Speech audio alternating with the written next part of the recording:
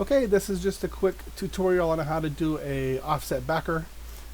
Friend needed a tutorial, so this is just a real quick how-to. So I've already got my design here that I want a backer for.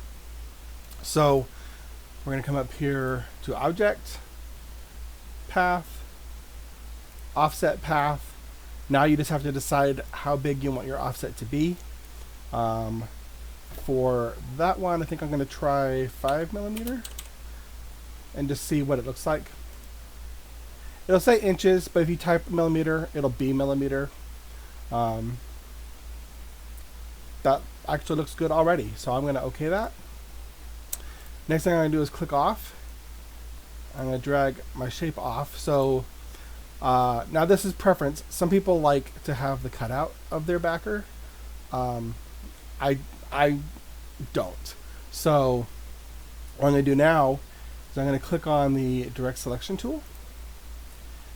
I'm going to click on one of the dots inside there, delete, delete.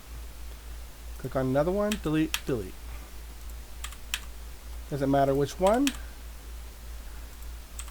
You could go around and delete every single anchor, but it's a lot faster just to double tap. Alright, so let's make sure there's nothing extra. So there's not. So here's our backer. It's going to be green, whatever.